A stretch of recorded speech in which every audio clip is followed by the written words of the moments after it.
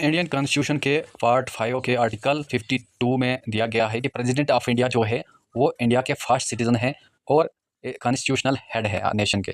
उसी तरह से वो इंडियन आर्म्ड फोर्सेस के हेड भी हैं, first citizen. Second citizen vice president होते हैं, थर्ड सिटीजन प्राइम मिनिस्टर और fourth governor.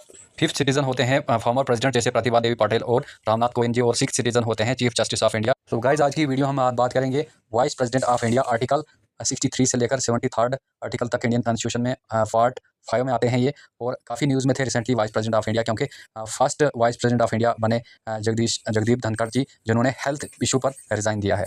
Vice president of India जो होते हैं सेकंड सिटीजन होते हैं इंडिया के, और थ्रू इलेक्टोरल कॉलेज 5 ईयर के लिए इनको चुना जाता है। इनको x officio chairman of Rajya Sabha भी कहते हैं, और इन एब्सेंस ऑफ प्रेसिडेंट इनको एज ए प्रेसिडेंट भी अपॉइंट किया जा सकता है। अगर की क्वालिफिकेशन की बात करें तो ये इंडियन सिटीजन होने चाहिए और not less than 35 year of age, यानी मिनिमम 35 ईयर एज होनी चाहिए इनकी, और एलिजिबल होने चाहिए राज्यसभा के मेंबरशिप के लिए।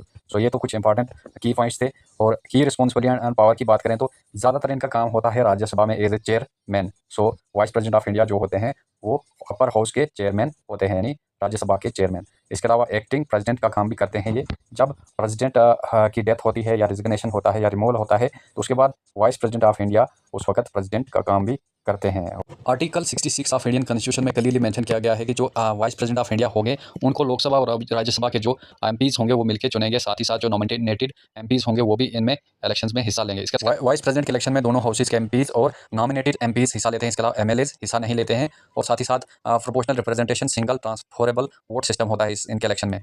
एक वाइस प्रेसिडेंट को 5 ईयर तक चुना जाता है। इनका जो टर्म होता है ऑफिस में वो 5 ईयर तक रहेंगे और वो री इलेक्शन में हिस्सा भी ले सकते हैं।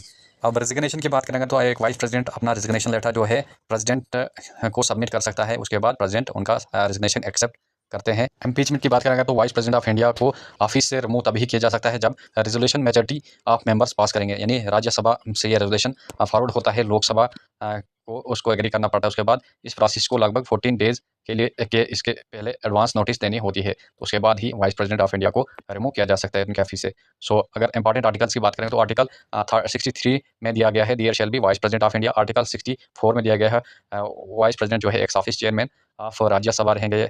आर्टिकल 65 में दिया गया है कि in case of absence of president vice president can be discharge duties as a president also. So article 66 की बात करेंगे तो इसमें क्लियरली मेंशन किया गया है किस तरह से इलेक्शन प्रोसीजर होता है वाइस प्रेसिडेंट को। इसमें इलेक्टोरल कॉलेज सिस्टम होता है, तो सिंगल ट्रांसफरेबल वोट सिस्टम होता है।